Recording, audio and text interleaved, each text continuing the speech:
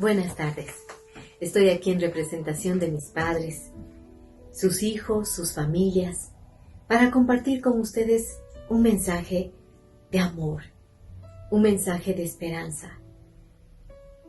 Aprovechando este tiempo, queremos compartir el mensaje de las 7 palabras.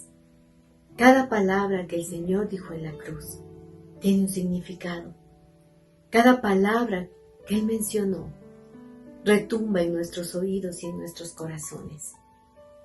Porque gracias al sacrificio que Él hizo, a todo el sufrimiento que Él pasó, nos dio la oportunidad de tener una vida diferente, de ser hechos, como dice su palabra, hijos de Dios, de saber a dónde vamos cuando cerremos nuestros ojos eternamente.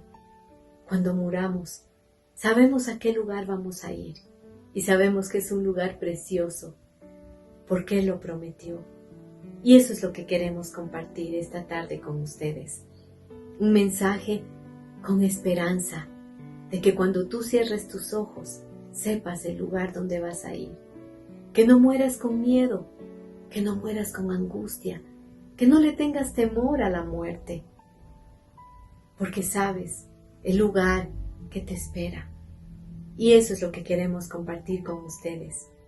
Las 7 palabras que dijo el Señor allí en el madero, pero que trajeron tanta vida, tanta esperanza al mundo, porque Él dijo: yo no he venido a condenar al mundo, vine a darle vida y vida en abundancia.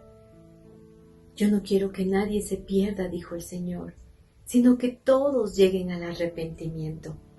Él vino a reconciliarnos con el Padre. Él vertió su sangre, una sangre justa, sin pecado, sin mancha, llevando mi pecado y tu pecado. Gracias por compartir con nosotros este tiempo. Gracias por estar allí. Que el Señor los bendiga. Buenas tardes. Bienvenido a estas 7 palabras en familia. Mi nombre es Horacio Prado y a mí me ha tocado la primera palabra. Padre, perdónalos, porque no saben lo que hacen. Esa es la palabra que Cristo dijo en la cruz. La encontramos en el Evangelio de Lucas, capítulo 23, versículo 34. Muchos predicadores llaman a esta palabra la palabra del perdón. Ahora, yo quisiera cambiarle un poquito. Esta palabra es la palabra de enseñanza de vida.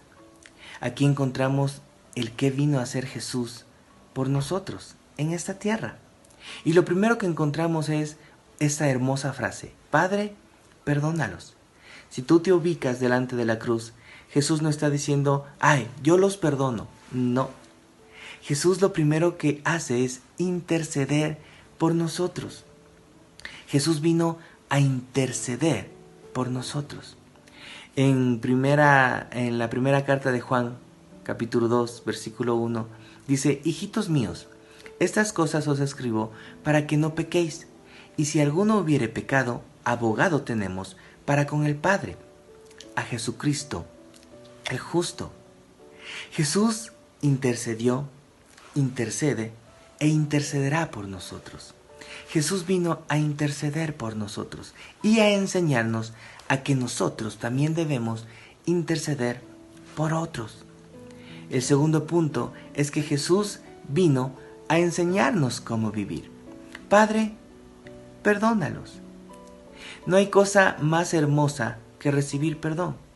Pero sabes, lo único que supera a recibir perdón es perdonar.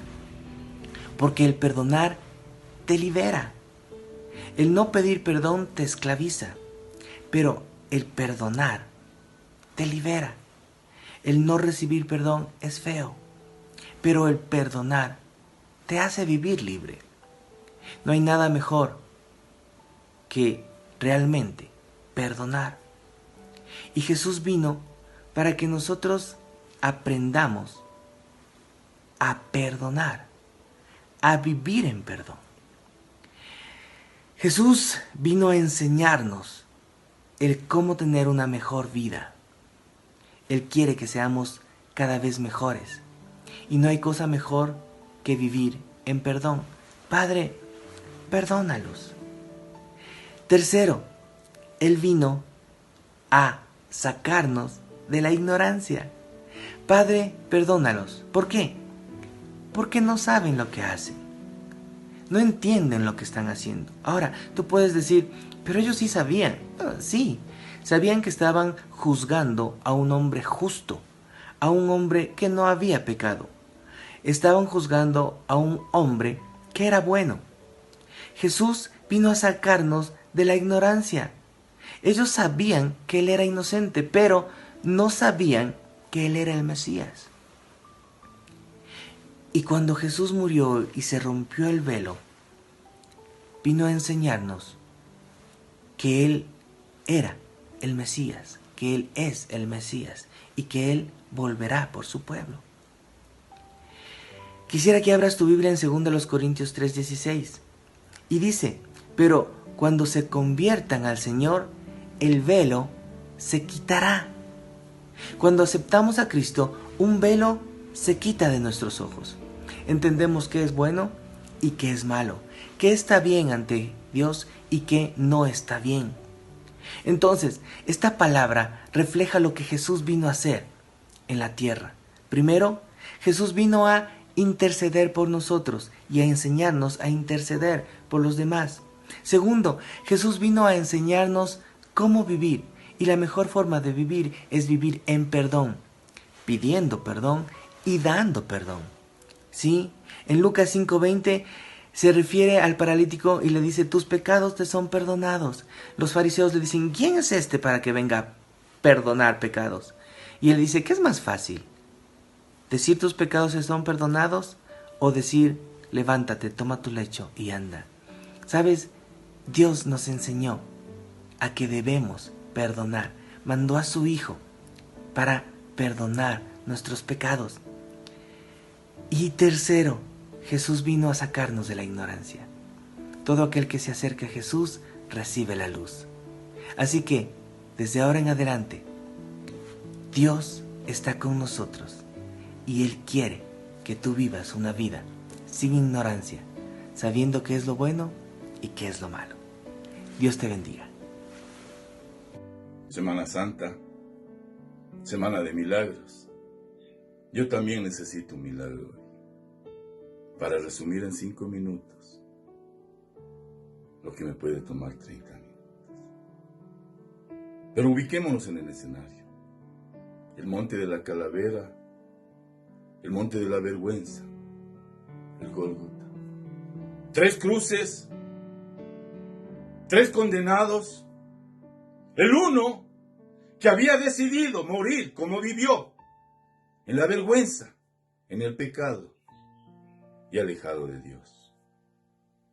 En la mitad, el llamado Jesucristo, que su nombre lo dice, el ungido de Dios, el escogido de Dios para perdón de la humanidad. Él también aceptaba que era justa su condena, pero no condena por justicia humana, sino por justicia de Dios, que demandaba que para que haya perdón de pecados, debía morir un inocente. Debía haber derramamiento de sangre, y no de cualquier sangre. Debía ser de un cordero, santo, puro, limpio, impecable, impoluto. A su mano derecha, el delincuente que sí también reconocía que era justo morir de esa manera. Él sabía que la justicia humana había cumplido en él una sentencia merecida. Al mirar a Cristo, al ver a este Cristo, a este hombre puro, a este hombre sin mancha, dijo, Señor, acuérdate de mí cuando vengas en tu reino. Él no tenía buenas obras como atenuantes, no tenía una religión como argumento. El único argumento que él tenía era lo que sabía de este hombre. Seguramente él supo de una mujer que, mereciendo la muerte de ser apedreada, al encontrarse con este hombre, él le dijo: vete, mujer, ni yo te acuso. Seguramente también escuchó cómo sanaba a los leprosos, a los parias de la sociedad, a los desechados, a los apestados del mundo. Seguramente escuchó cómo dio de comer a una multitud, a esa multitud que posiblemente se encontraba frente a ellos, gritando: crucifíquenle, y burlándose de él.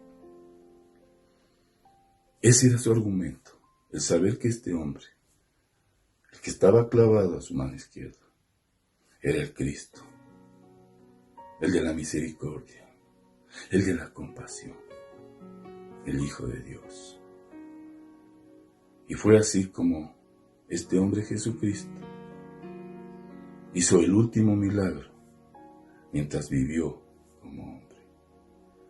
¿Y cuál fue su respuesta? De cierto te digo hoy, estarás conmigo en el paraíso. Así es, la salvación nunca podrá ser por obras. La salvación no podrá suceder porque tú eres religioso o porque tú no haces mal a nadie. Porque por las obras ningún ser humano puede ser salvo, porque la justicia de Dios demanda que tiene que ser un cordero, el único cordero, y que después de él ya no puede haber otro sacrificio. Semana Santa, semana de milagros. Hoy puede volver a suceder un gran milagro. Cuando tú abras tu corazón y le digas: Señor, soy un pecador y he vivido apartado de ti.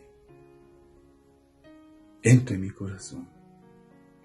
Reconozco que tú eres Jesús Cristo, el escogido de Dios para dar salvación. Acuérdate de mí, como te acordaste de este malhechor. Dios nos bendiga.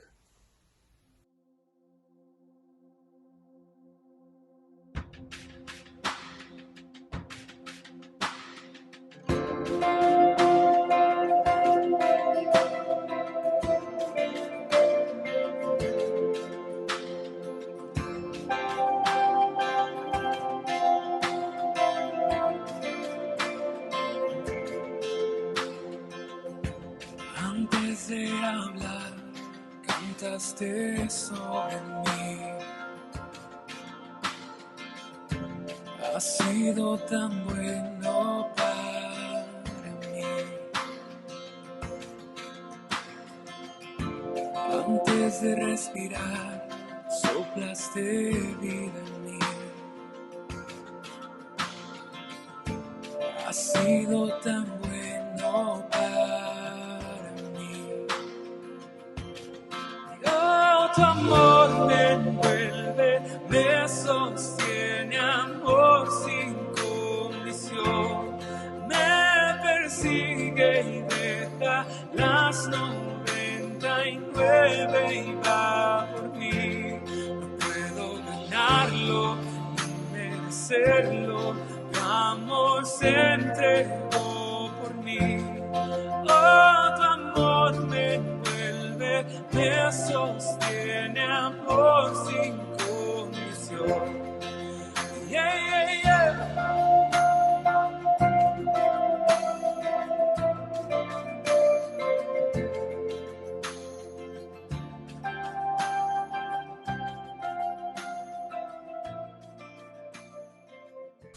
Buenas noches, mis amados hermanos. De todo corazón deseo que el Espíritu de Dios nos enseñe, nos haga entender el mensaje que tanto le costó al Señor Jesucristo a favor de nosotros. Es interesante ver que esta palabra que el Señor está diciendo, esta tercera palabra pronunciada, tiene que ver con el cumplimiento de esta profecía aquí en Malaquías.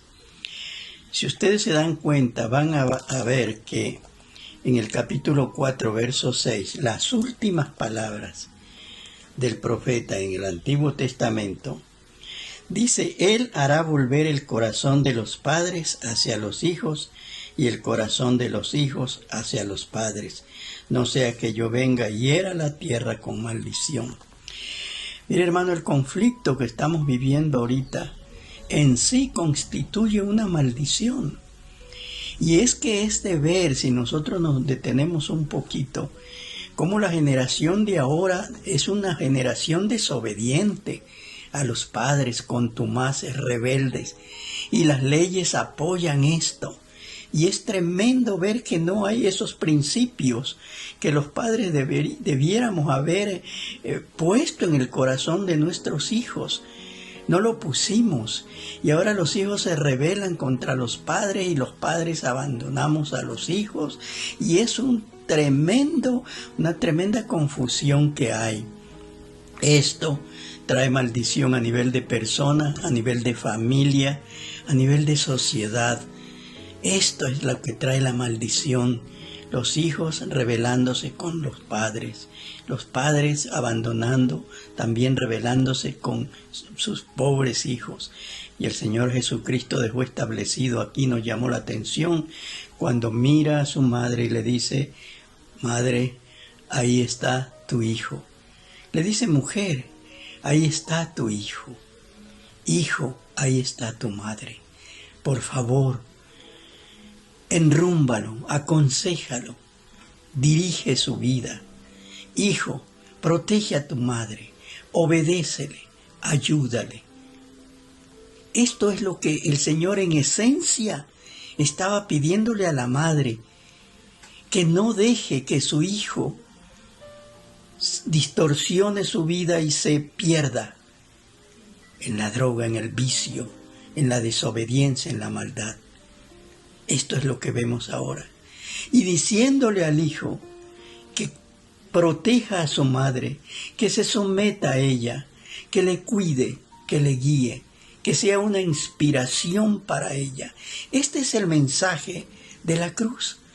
Y ojalá los hijos pudieran tomar esta enseñanza que bien le va a hacer a su vida. Y ojalá los padres pudiéramos tomar esta enseñanza que bien nos va a hacer a nosotros los padres. Y fíjense, hoy día los psicólogos dicen que no hay que tocarles, que fíjense, hermanos, el Señor Jesucristo mismo enseñó, y en Proverbios está el sabio Salomón diciendo: la vara es para el chico necio, y con la vara se corrige. Hoy no, hoy a veces hasta nos reímos de las salvajadas, las palabras que dicen los hijos. Y los hijos se burlan también de nuestro conocimiento. Dice: papá, usted ya pasó de moda ya esto. Esto es tremendo. Detente un ratito y te digo, en nombre del Señor Jesucristo: madre, padre, ahí está tu hijo. Cuídalo, enrúmbalo, castígalo si es necesario. Hijo, ahí está tu madre. Obedécele, ámala, provéele, susténtale, manifiéstate a ella. Esto es lo que va a traer paz, tranquilidad y armonía en tu vida. Pero esto no se puede hacer, porque esto es una actitud exclusiva de quienes hemos recibido al Señor Jesucristo en nuestro corazón, a quienes hemos nacido de nuevo y le hemos pedido a Dios que venga y more Él en nuestro corazón. Yo te invito a que recibas al Señor Jesucristo en tu corazón. Pídele perdón por tus pecados. Comienza a vivir protegiendo a tu madre, hijo. Y madre, recibe al Señor Jesucristo. Arrepiéntete de tus pecados y comienza a vivir dirigiendo, protegiendo, educando la vida de tu hijo. Que Dios bendiga nuestras vidas. Dios mío, ¿por qué me has abandonado? He de empezar diciendo que todo lo que Jesús hizo fue en cumplimiento de las profecías que había sobre él, su nacimiento, su ministerio, su muerte. El profeta Isaías describe lo doloroso, lo vergonzoso, lo terrible que iba a ser este camino hasta el Calvario. Jesús sufrió la traición de un amigo, vio cómo escapaban sus discípulos, recibió el maltrato y las burlas de los soldados. Y en medio de la cruz y este momento tan doloroso, Él exclamó en toda su humanidad que estaba solo.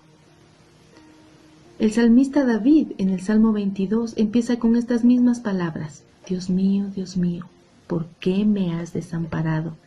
Y me gusta pensar que Jesús citó al salmista no tanto por el abandono que sintió, sino porque se sabía el final del Salmo, que era una adoración gloriosa de toda la humanidad hacia el Rey majestuoso y eterno. Dios nunca abandonó a Jesús, nunca lo hizo. Dios estuvo cuando se oscureció el cielo a mediodía. Dios estuvo cuando se rasgó el velo en el templo de Jerusalén de arriba abajo. Dios estuvo cuando la tierra se movió en sus cimientos y tembló. Dios estuvo todo el tiempo con él, nunca lo abandonó. Hemos aprendido o entendido mal de que cuando Jesús cargó todo el pecado de la humanidad, Dios tuvo que apartarse. Esto no es verdad. Dios siempre estuvo. Nosotros también nos sentimos muchas veces así cuando estamos llevando nuestro pecado, alejados de Dios, solos. Pero Él siempre está. Siempre está. Es diferente cuando en nuestra soberbia o en nuestro orgullo decidimos alejarnos de Dios, vivir independientes de Él. Decir como Caín cuando fue castigado: viviré errante y me esconderé de tu presencia. O cuando tenemos esta sutil idea de que Dios no puede hacer nada en esta circunstancia, de que Dios nos ha abandonado. Eso no es verdad. Entonces es donde entra la fe de creer en la palabra de Dios y sus promesas cuando dice: yo estaré contigo, no te dejaré, no te desampararé.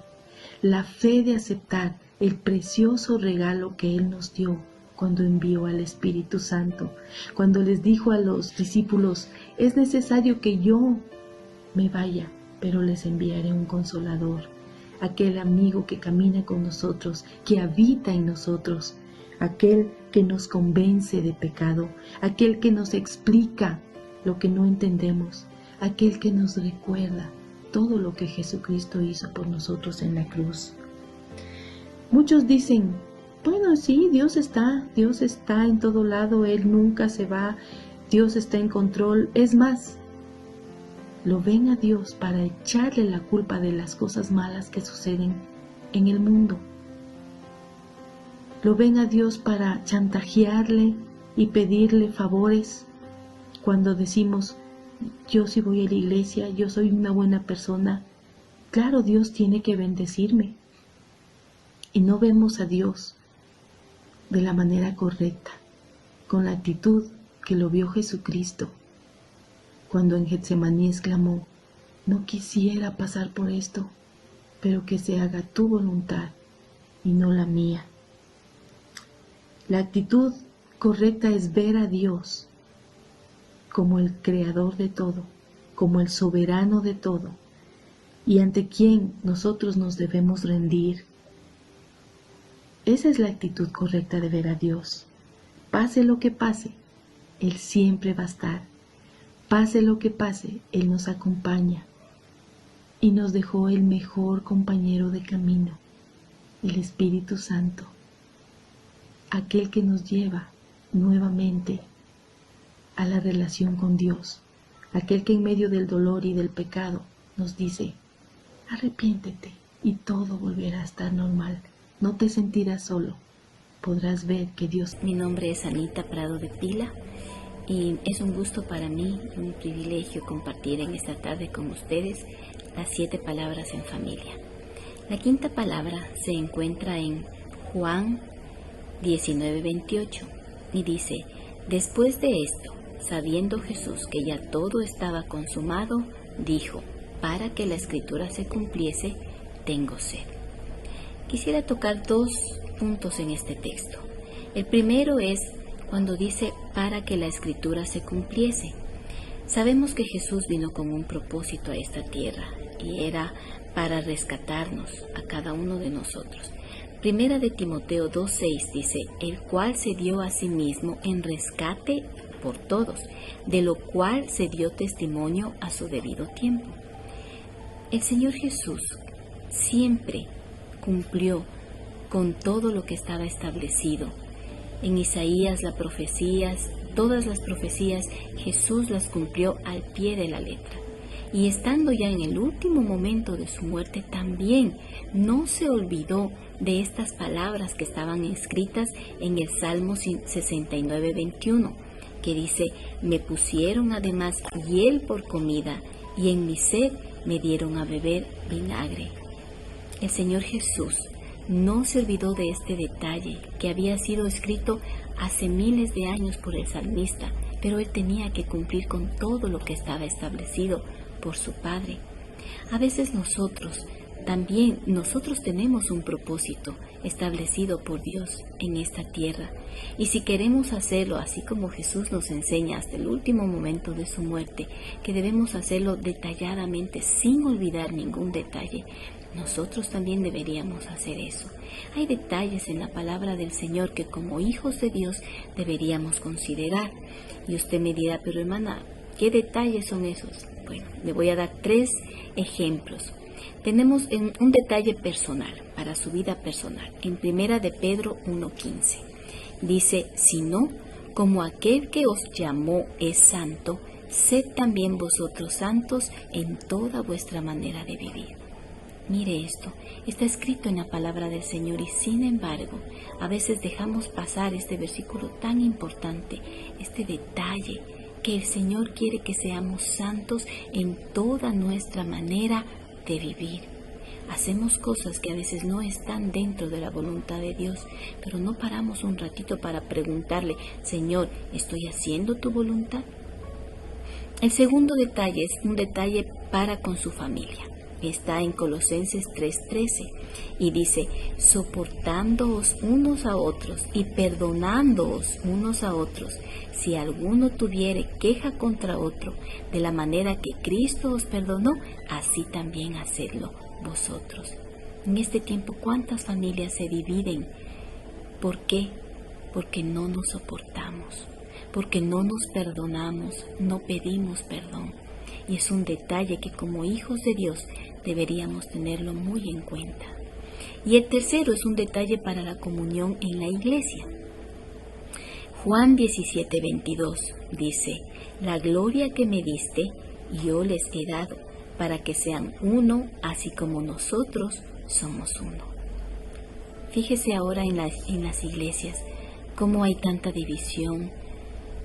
Nosotros somos parte de la solución o del problema, porque el Señor nos enseñó que así como Padre, Hijo y Espíritu Santo son uno, nosotros en nuestra congregación debemos estar en un mismo espíritu, debemos alabar al Señor en un mismo espíritu, gozarnos en un mismo espíritu. Entonces son detalles que debemos tomar en cuenta para nuestro propósito, el propósito que Dios tiene para nuestras vidas. El segundo tema que quiero tratar también es las palabras tengo sed. El Señor en este momento está mostrando una necesidad. ¿De qué tenía necesidad? De agua. Cuando nuestro cuerpo está deshidratado, nos da también señales. Nos duele la cabeza, se nos seca la boca, a veces hasta nos mareamos. Y sabemos que tenemos que tomar de 6 a 8 vasos de agua para estar hidratados, pero nos olvidamos de hacerlo. Pero nuestro cuerpo nos da señales de esa necesidad. Y fíjese, así como el salmista decía en el Salmo 63:1, Dios mío eres tú, de madrugada te buscaré, Mi alma tiene sed de ti y mi carne te anhela en tierra seca y árida donde aguas no hay. Así como nuestro cuerpo nos da señales de que nos falta hidratarnos, el Espíritu también nos da señales. Señor, necesito de ti, necesito beber ese agua que cada día, a veces mis hermanos, leemos un versículo y al final del día ni nos acordamos lo que decía. Pero si vamos a la fuente de agua viva, el Señor Jesús es la fuente de agua viva. Hay una parte muy triste aquí en las Escrituras, en Jeremías 2:13, y dice: porque 2 males ha hecho mi pueblo.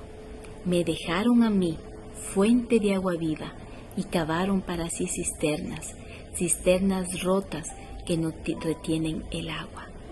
Yo creo que en este tiempo es un momento de reflexionar. Señor, estoy cavando pozos donde no hay agua, donde no encuentro lo que necesito, pero hay una fuente de agua viva donde podemos ir.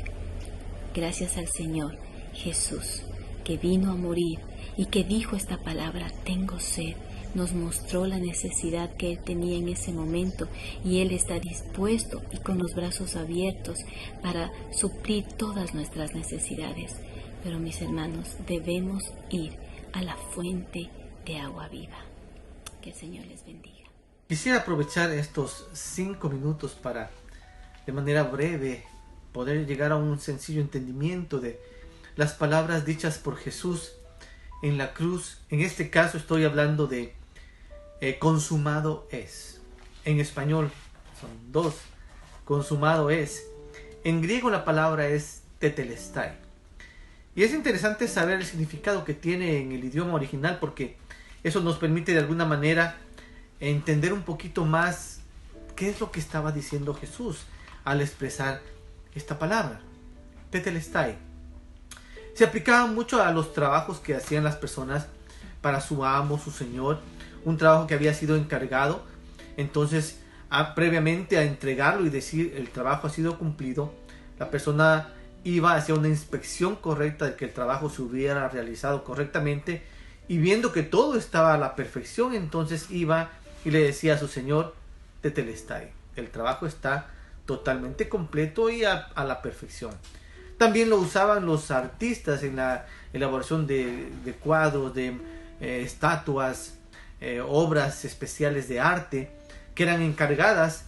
Entonces la gente de mucho dinero las encargaba a los artistas, y estos al terminar la obra y estar complacidos con la obra, no solamente terminada porque ya se cumplió el proyecto, sino que realmente era satisfactorio el final al que habían llegado, entonces iban y entregaban la obra diciendo tetelestai.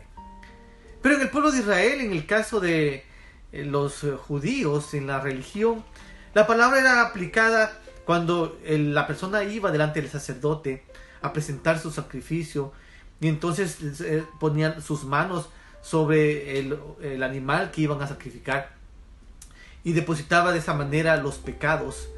El animal era sacrificado, y entonces el sacerdote, al cumplir todo el rito que era requerido, entonces también decía tetelestai, está cumplido.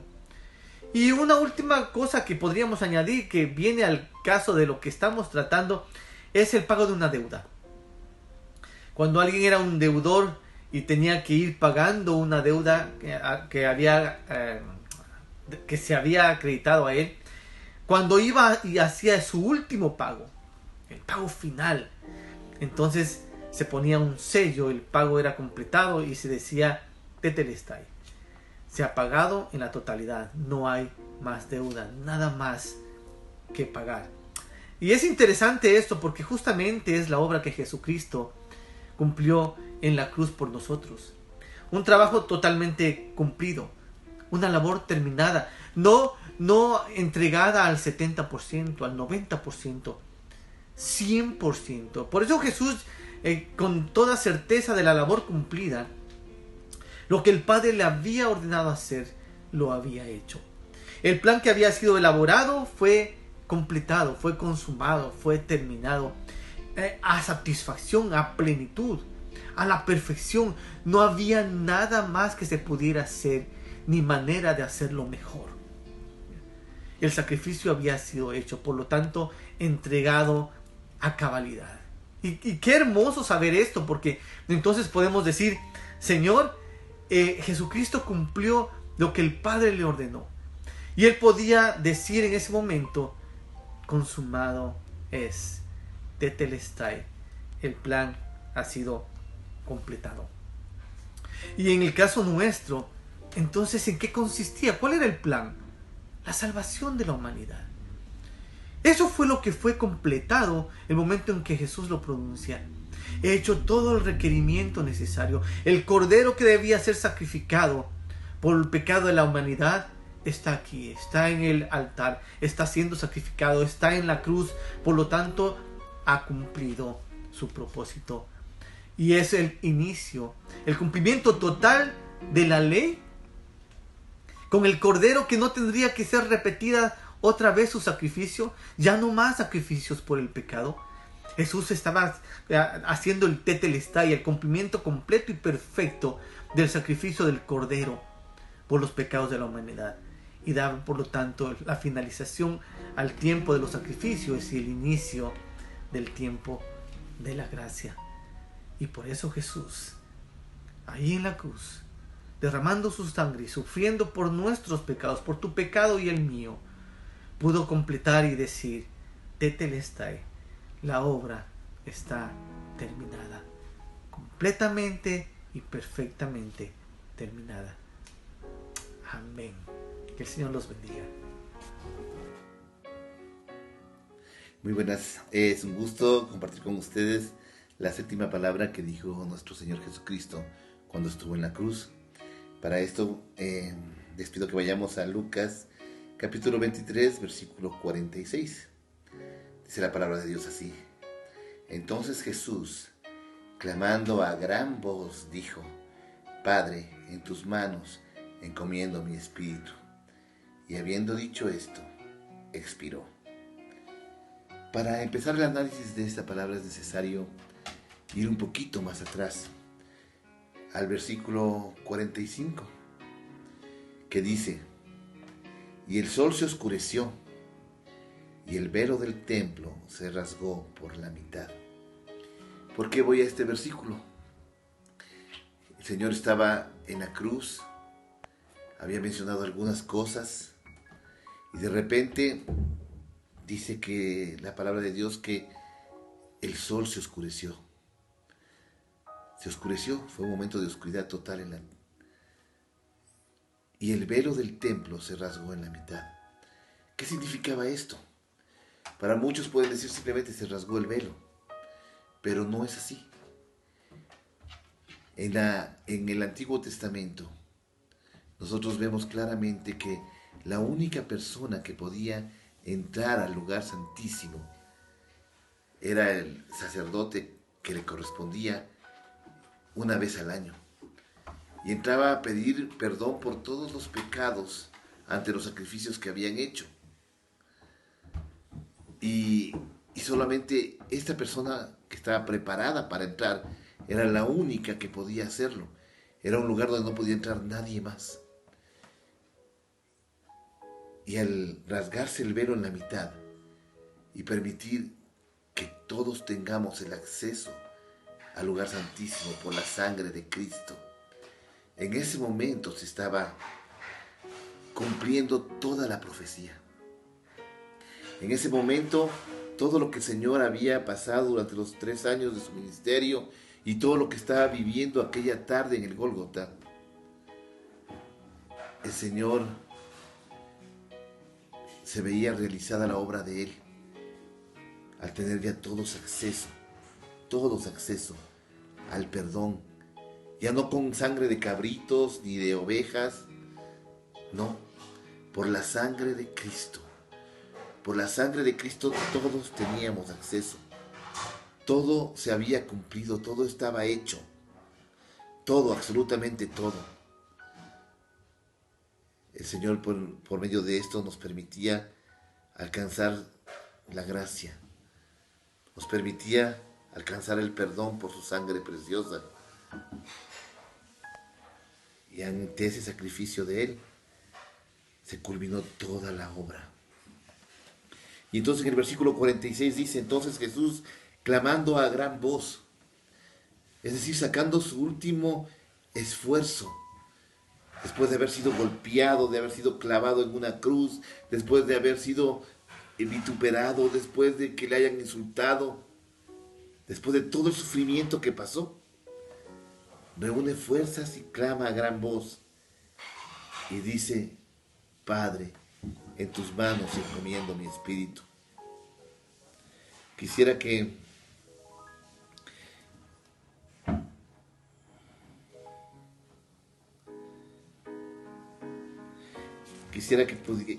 fuéramos a Juan capítulo 1, versículo 29. La palabra de Dios dice así: He aquí el Cordero de Dios que quita el pecado del mundo. Se estaba cumpliendo esas palabras. Se estaba cumpliendo eso porque solamente Jesucristo podía hacerlo con su muerte. Y al rasgarse el velo, se cumplía el he aquí el Cordero de Dios que quita el pecado del mundo. ¿Y a quién más podía el Señor encargar su espíritu sino a su Padre? Y aquí podemos ver otra vez claramente la Trinidad. El ver al Padre, al Hijo y al Espíritu Santo. Marcada la Trinidad. Y sacando, como les digo, su último aliento, le clama al Señor como diciendo, ¿sabes qué, Padre? Está cumplido. Se ha hecho. Ya todo está hecho. Solamente te pido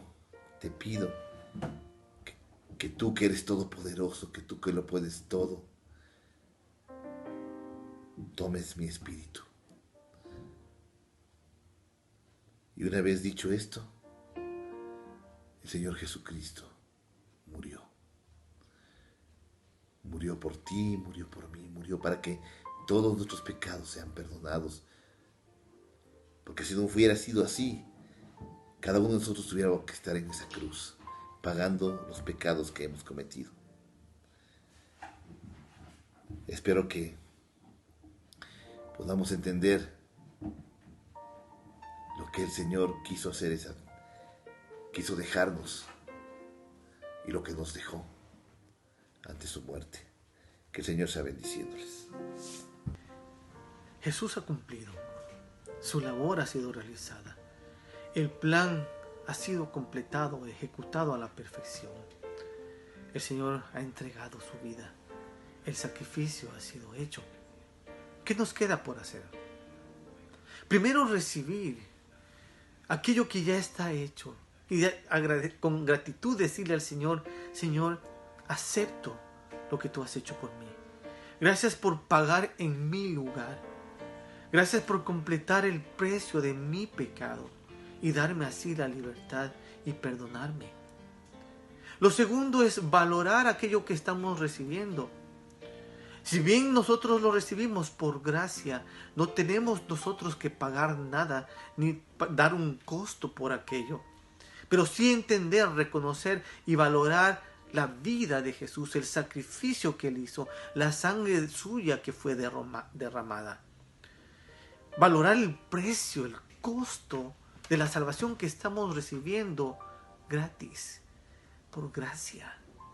Y lo tercero es compartir esas buenas nuevas, compartir con otros esa salvación.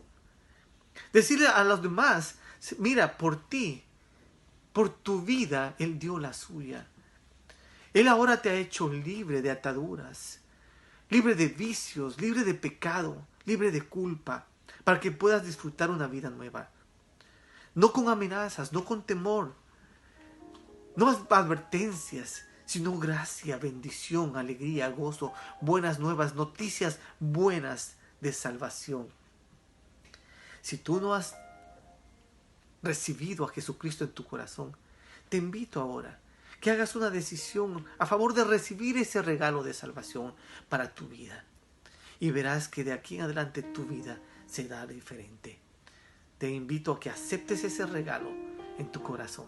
Que Jesucristo sea ahora el centro de tu vida. Lo valores, lo aprecies y lo compartas. Que el Señor te bendiga.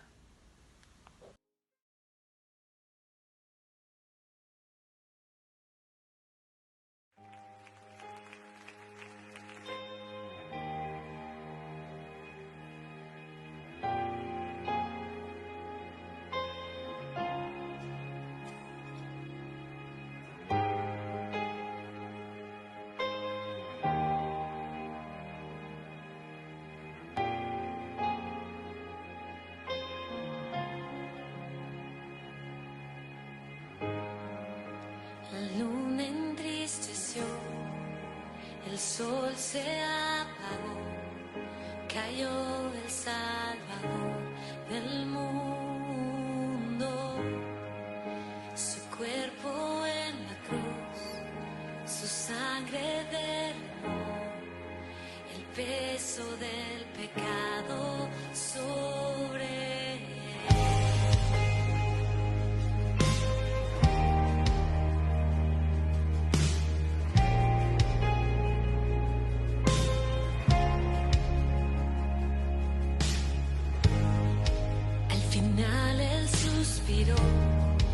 Y el cielo lo ignoró, el Hijo yace en tinieblas, la guerra él ganó, la muerte derrotó, el infierno fue al fin vencido.